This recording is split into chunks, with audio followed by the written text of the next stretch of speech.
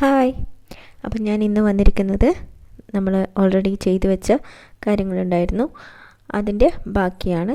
അപ്പോൾ നമ്മൾ ഫ്രണ്ട് സൈഡും ബാക്ക് സൈഡും ബ്ലൗസിൻ്റെ ചെയ്ത് വെച്ചിരുന്നു. ഇനി അത് അറ്റാച്ച്മെൻറ്റും പിന്നെ സ്ലീവ് അറ്റാച്ച്മെൻറ്റും ഒക്കെയാണ് കാണിക്കുന്നത്. ഓക്കെ, അപ്പോൾ നമുക്ക് വീഡിയോ സ്റ്റാർട്ട് ചെയ്യാം. ഞാനിങ്ങനെ ബാക്ക് സൈഡും ഫ്രണ്ട് സൈഡും നല്ല വശങ്ങൾ തമ്മിൽ ചേർത്ത് വെച്ചിട്ട് അതിൻ്റെ ഷോൾഡർ അറ്റാച്ച് ചെയ്യുകയാണ്. ഓക്കെ, അപ്പോൾ നമ്മൾ ബ്ലൗസ് എങ്ങനെയാണോ ഉണ്ടാവുക അതുപോലെ തന്നെ വെച്ചിരിക്കണം നമ്മൾ ബാക്ക് സൈഡും ഫ്രണ്ട് സൈഡും. ഓക്കെ, ഇനിതാ നമ്മൾ ഷോൾഡർ ഒരിക്കൽ ഒന്ന് സ്റ്റിച്ച് ചെയ്തു. എന്നിട്ട് അതിന് ശേഷം ഒരു 1/4 ഇഞ്ച് സ്റ്റിച്ച് ചെയ്ത ഭാഗത്ത് നിന്ന് താഴോട്ടേക്ക് ഒരു 1/4 ഇഞ്ച് താഴ്ത്തിയിട്ട് ഒരു സ്റ്റിച്ച് കൊടുക്കുക. അതായത് താഴ്ത്തേണ്ട എവിടെയാണെന്ന് വെച്ച് കഴിഞ്ഞാൽ നമ്മുടെ നെക്കിൻ്റെ ഭാഗത്തേക്കാണ്, ആം ഹോളിൻ്റെ ഭാഗത്തല്ല, മാറിപ്പോകരുത്, നെക്കിൻ്റെ ഭാഗത്തേക്കാണ്. അതെന്തിനാണെന്ന് വെച്ചാൽ നെക്കിന് കുറച്ച് ടൈറ്റ് കിട്ടാൻ വേണ്ടിയിട്ട് തന്നെയാണ് അങ്ങനെ ചെയ്യുന്നത്. അപ്പോൾ രണ്ട് വശത്തും അങ്ങനെ ചെയ്തെടുക്കണം. ഫസ്റ്റ് നമ്മൾ ആ ഒരു വരഞ്ഞ വരയുണ്ടാവുമല്ലോ, ആ വരയിലെ കൂടി തന്നെ ഒരു സ്റ്റിച്ച് ചെയ്യുക. അതിനുശേഷം രണ്ടാമത്തെ സ്റ്റിച്ച് വരുന്നത് നമ്മുടെ നെക്കിൻ്റെ ഭാഗത്തുകൂടെ ചെന്നിട്ട് ആ ഒരു കാൽഭാഗം താഴോട്ടേക്ക് അടിച്ചാൽ മതി.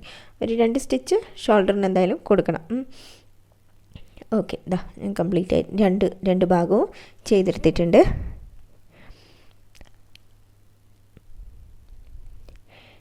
ഓക്കെ, ഇത്രയിടം വരെ കിട്ടിയിട്ടുണ്ട്. ഇനി ഞാൻ ലൈനിങ് വെച്ച ബ്ലൗസിന് ഇങ്ങനെ സാധാരണ ചെയ്യാറുണ്ട്. അതായത് ഷോൾഡറിൻ്റെ ബാലൻസ് പീസ് ഉണ്ടാവുമല്ലോ, ഷോൾഡർ അടിച്ചതിൻ്റെ ബാലൻസ് പീസിൽ ഒരു 1/4 ഇഞ്ചാണല്ലോ നമ്മൾ സാധാരണ വെക്കുക. അപ്പോൾ ഒരു 1/4 ഇഞ്ച് വെച്ചിട്ട് ഉൾഭാഗത്തേക്ക് മടക്കുക. 2 ഭാഗം വെച്ചിട്ട് ഉൾഭാഗത്തേക്ക് മടക്കി കഴിഞ്ഞാൽ അത് കംപ്ലീറ്റ് ആയിട്ട് അതിനുള്ളിലായി. അപ്പോൾ പിന്നെ നമുക്ക് പുറത്തേക്ക് റോ എഡ്ജസ് ഒന്നും കാണില്ല, നൂല് വലിഞ്ഞു പോവുക, അങ്ങനെയുള്ള പ്രോബ്ലംസ് ഒന്നും ഉണ്ടാവില്ല. അത് അങ്ങനെയുള്ള തുണികൾക്കാണ് ഞാൻ അങ്ങനെ ചെയ്യാറ് കേട്ടോ. നൂല് വലിയുന്ന തുണികൾക്കാണ് അങ്ങനെ ചെയ്യാറ്. അപ്പോൾ 2 വശത്തും അങ്ങനെ ചെയ്ത്, ഇത് അങ്ങനെയുള്ളൊരു തുണിയാണ്, അതുകൊണ്ടാണ് സാരിയിൽ നിന്ന് കട്ട് ചെയ്തെടുത്ത ബ്ലൗസ് പീസാണ്, അതുകൊണ്ടാണ് അങ്ങനെ ചെയ്തത്. ഓക്കെ, ഇനിതാ ഇങ്ങനെ നല്ല നീറ്റായിട്ട് അവിടെ കിട്ടും. റോ എഡ്ജസ് ഒന്നും പുറത്തേക്ക് കാണില്ല, നൂല് വലിയില്ല, അങ്ങനെയുള്ള പ്രോബ്ലംസ് ഒന്നും ഉണ്ടാവില്ല. ഓക്കെ, ഇനി നമുക്ക് എന്ത് ചെയ്യണമെന്ന് വെച്ച് കഴിഞ്ഞാൽ നമ്മൾ സ്ലീവ് ഞാനൊന്നും ചെയ്തില്ല, കട്ട് ചെയ്ത് അവിടെ വെച്ചെന്നേ ഉള്ളൂ. അപ്പോൾ ഞാനിത് ഇവിടെ പഫ് സ്ലീവാണ് ചെയ്യുന്നത്. അപ്പോൾ ഞാൻ കട്ട് ചെയ്യുന്ന സമയത്ത് ഞാൻ എങ്ങനെയാണ് നോർമൽ സ്ലീവ് കട്ട് ചെയ്യേണ്ടതെന്നൊക്കെ ഞാൻ പറഞ്ഞിട്ടുണ്ട്. അതിൽ ചെറിയൊരു വ്യത്യാസം മാത്രമേ പഫ് സ്ലീവായിട്ട് ചെയ്യാനുള്ളൂ. അപ്പോൾ ആ ഒരു എൻ്റെ കസ്റ്റമർ പഫ് സ്ലീവ് പറഞ്ഞത് കൊണ്ട് മാത്രം ഞാൻ പഫ് സ്ലീവ് ചെയ്തെന്നേ ഉള്ളൂ. കംപ്ലീറ്റ് ആയിട്ട് ആ വീഡിയോ കണ്ടു കഴിഞ്ഞാൽ കംപ്ലീറ്റ് ആയിട്ട് മനസ്സിലാവും എങ്ങനെയാണ് നോർമൽ സ്ലീവ് ചെയ്യേണ്ടതെന്ന്. അത്രയേ ഉള്ളൂ, വേറെ പണിയൊന്നുമില്ല. അതുപോലെ കട്ട് ചെയ്തെടുത്താൽ മാത്രം മതി. അപ്പോൾ പഫായതുകൊണ്ട് കുറച്ച് അങ്ങ് മുകളിലോട്ട് കട്ട് ചെയ്ത് എന്ന് മാത്രമേ ഉള്ളൂ. വീഡിയോ ഒന്ന് കാണാത്തവരുണ്ടെങ്കിൽ ഒന്ന് കണ്ടു നോക്കണം കേട്ടോ. ഓക്കെ, അപ്പോൾ നമ്മുടെ സ്ലീവ് രണ്ടും നല്ല വശവും കൂട്ടി വെച്ചിട്ട്, അതായത് സ്ലീവിൻ്റെ ലൈനിങ്ങിൻ്റെ നല്ല വശവും മെയിൻ തുണിയുടെ നല്ല വശവും ചേർത്ത് വെച്ചിട്ട് സ്റ്റിച്ച് ചെയ്തിട്ട് പോകണം. ഇങ്ങനെ സ്റ്റിച്ച് ചെയ്തു, എന്നിട്ടൊന്ന് പതിച്ച് സ്റ്റിച്ച് ചെയ്യാം. അപ്പോൾ പതിച്ച് സ്റ്റിച്ച് ചെയ്യുന്നത് നമ്മുടെ ലൈനിങ്ങിൻ്റെ പീസിലേക്കായിരിക്കണം, അപ്പുറത്തെ പീസിലേക്കായി പോരുന്ന നല്ല പീസിലേക്കാകരുത്. ഇനി നമുക്കിതാ അടിയിലൂടെ അതൊന്ന് മടക്കി വെച്ചിട്ട് അടിയിലൂടെ ഒരു സ്റ്റിച്ച് കൊടുക്കാം, അവിടെ പതിഞ്ഞ് നിൽക്കാൻ വേണ്ടിയിട്ടാണ്. ഇനി നമുക്ക് കംപ്ലീറ്റ് ആയിട്ട് ആ ഒരു നല്ല പീസും ലൈനിങ് പീസും കംപ്ലീറ്റ് ആയിട്ട് എങ്ങനെയാണോ ഷേപ്പ് ഉള്ളത്, അതായത് ലൈനിങ്ങിൻ്റെ ഷേപ്പ് എങ്ങനെയാണോ ഉള്ളത് അതുപോലെ വെച്ചിട്ട് സ്റ്റിച്ച് ചെയ്തെടുക്കുക. അപ്പോൾ ലൈനിങ്ങിലാണ് നമ്മൾ എല്ലാ അളവുകളും നമ്മൾ മാർക്ക് ചെയ്തിട്ട് വെട്ടുന്നത്. ഒരിക്കലും നല്ല തുണിയിൽ വെട്ടാതിരിക്കുന്നതായിരിക്കും ഏറ്റവും നല്ലത്. ലൈനിങ്ങിൽ വെട്ടുക, അഥവാ എന്തെങ്കിലും പ്രോബ്ലം ഉണ്ടെങ്കിൽ നമുക്കത് മാറ്റിയെടുക്കാമല്ലോ, ലൈനിങ് അല്ലേ.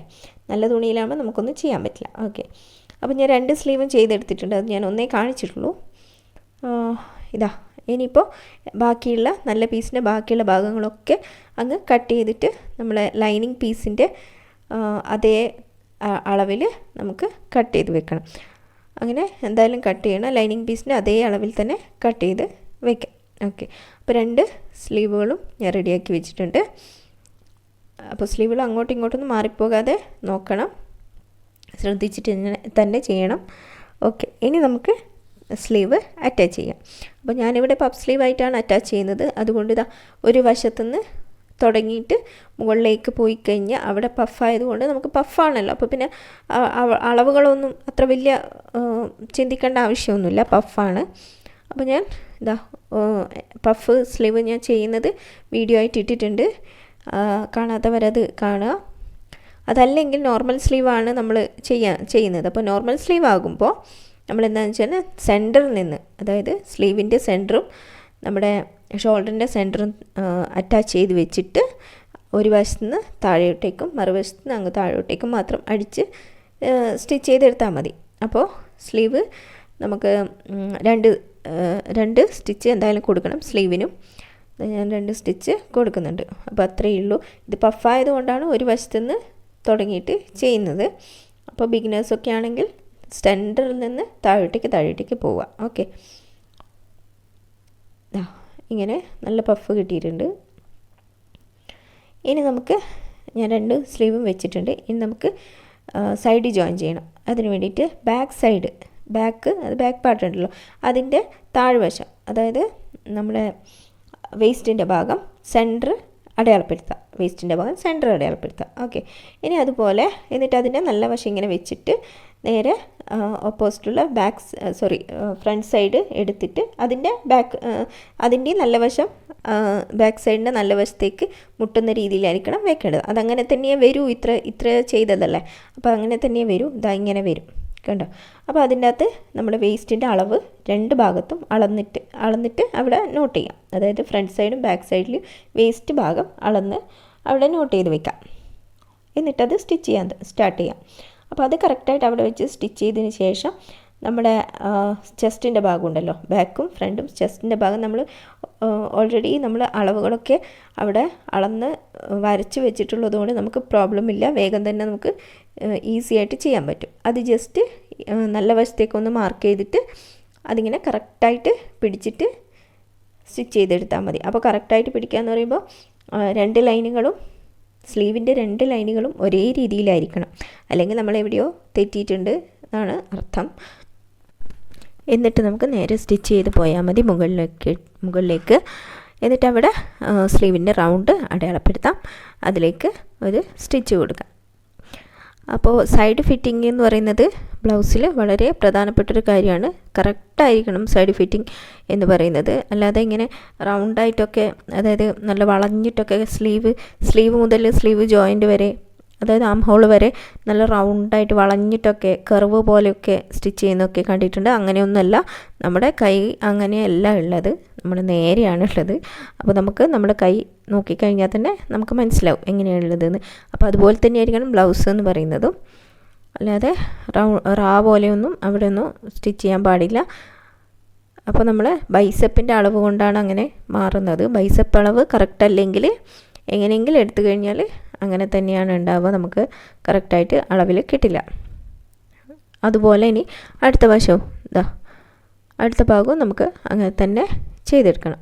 അത്രയേ ഉള്ളൂ. അപ്പോൾ വേഗം തന്നെ നമുക്ക് ഇങ്ങനെ ചെയ്തെടുക്കാവുന്നതേ ഉള്ളൂ. അപ്പോൾ ശ്രദ്ധിക്കുക നമുക്ക് എങ്ങനെയാണ് സൈഡ് ഫിറ്റിംഗ് കറക്റ്റ് ആവുക. അപ്പോൾ നമ്മൾക്ക് കറക്റ്റ് ആയിട്ടില്ലെങ്കിൽ നമുക്ക് എവിടെയോ പ്രോബ്ലം ഉണ്ടെന്നാണ് അർത്ഥം.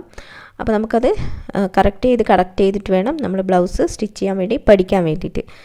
ഓക്കെ, അപ്പോൾ ഒരിക്കൽ സ്റ്റിച്ച് ചെയ്താലൊന്നും ബ്ലൗസിൽ നമുക്ക് ഒരു കാര്യവും മനസ്സിലാവില്ല. കുറേ പ്രാവശ്യം സ്റ്റിച്ച് ചെയ്ത് നമുക്ക് തന്നെ സ്റ്റിച്ച് ചെയ്ത് പഠിച്ചു കഴിഞ്ഞാൽ നമുക്ക് ഓരോ കാര്യങ്ങളും നമുക്ക് മനസ്സിലാവും, ഇവിടെയാണ് എന്താണ് കുഴപ്പമെന്നൊക്കെ മനസ്സിലാവും. അങ്ങനെ വേണം സ്റ്റിച്ച് ചെയ്ത് പഠിക്കാൻ വേണ്ടിയിട്ട്. അല്ലാതെ എന്തെങ്കിലും ഒന്ന് സ്റ്റിച്ച് ചെയ്തു എന്ന് വിചാരിച്ചിട്ട് നേരെ പോയി കസ്റ്റമറുടെ അല്ലെങ്കിൽ നല്ല തുണിയിലോ ഒന്നും സ്റ്റിച്ച് ചെയ്യരുത്, പണി കിട്ടും. അപ്പോൾ ബ്ലൗസ് എന്ന് പറയുന്നത് ചുരിദാർ പോലെയല്ല, നല്ല പെർഫെക്റ്റായിട്ട് ബോഡിയിൽ ഫിറ്റായിട്ടിരിക്കേണ്ട ഒരു സംഭവമാണ്. അപ്പോൾ നമുക്ക് അങ്ങനെ അല്ലെങ്കിൽ കസ്റ്റമേഴ്സിന് നമ്മൾ ഫിറ്റായിട്ട് റെഡി ആയിട്ടില്ലെങ്കിൽ കസ്റ്റമേഴ്സിന് ദേഷ്യം വരും, അത്രയേ ഉള്ളൂ.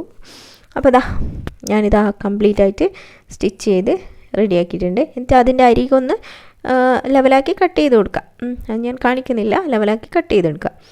ഇനി നമ്മുടെ നെക്ക് ഫിനിഷ് ചെയ്യണം. അതിന് വേണ്ടിയിട്ട് ക്രോസ് പീസ് എടുത്തിട്ടുണ്ട്. ക്രോസ് പീസ് ആവശ്യത്തിന് നീളത്തിൽ ക്രോസ് പീസ് ജോയിൻ ചെയ്തെടുക്കുക. എന്നിട്ട് നെക്ക് ഫിനിഷ് ചെയ്ത് കൊടുക്കാം. അപ്പോൾ ആദ്യം ഹൂക്കിൻ്റെ ഭാഗത്തു നിന്നാണ് ഐയുടെ ഭാഗത്തു നിന്നാണ് സ്റ്റിച്ച് ചെയ്യാൻ തുടങ്ങുക. എന്നിട്ട് അതങ്ങ് 1/4 ഇഞ്ചിൽ ഒരു ഫുട്ടിൻ്റെ ആ ഒരു ഡിസ്റ്റൻസിൽ അങ്ങ് സ്റ്റിച്ച് ചെയ്ത് പോകാം. അപ്പോൾ അതാ ഞാനിങ്ങനെ സ്റ്റിച്ച് ചെയ്ത് എടുക്കുന്നുണ്ട്. ശ്രദ്ധിച്ച് സ്റ്റിച്ച് ചെയ്യണം, വലിച്ചു പിടിക്കുകയൊന്നും ചെയ്യരുത്. ഞാനിങ്ങനെ നിർത്തിയാണ് ചെയ്യുന്നത്. അതുപോലെ തന്നെ ചെയ്യണം, നിർത്തി വേണം ചെയ്യാൻ. ഒരു ഭാഗവും, അതായത് ബ്ലൗസിൻ്റെ ഭാഗവും നെക്കിൻ്റെ ഭാഗവും ക്രോസ് പീസും ഒന്നും ടൈറ്റാക്കി പിടിക്കുകയൊന്നും ചെയ്യരുത്, വലിച്ചു പിടിക്കുകയൊന്നും ചെയ്യരുത്. അത് അതിൻ്റേതായ രീതിക്ക് വെച്ച് വേണം നമ്മൾ ചെയ്തെടുക്കാൻ വേണ്ടിയിട്ട്. അല്ലെങ്കിൽ കഴുത്ത് എന്താ പറയുക, അവിടെയൊക്കെ ചുളിഞ്ഞിട്ടും ഉണ്ടാവും.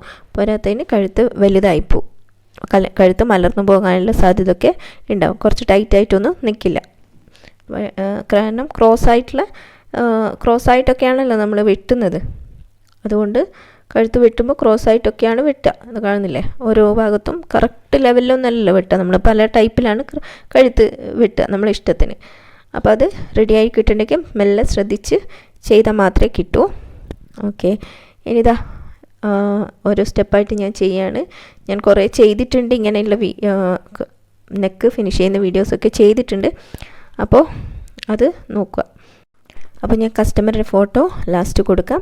അപ്പോൾ വീഡിയോ ഇഷ്ടമായിട്ടുണ്ടെങ്കിൽ ഒന്ന് ലൈക്ക് ചെയ്ത് സപ്പോർട്ട് ചെയ്യുക, ഒന്ന് സബ്സ്ക്രൈബ് ചെയ്യുക. ഓക്കെ, അപ്പോൾ അടുത്ത വീഡിയോ ആയിട്ട് കാണാം. ബൈ.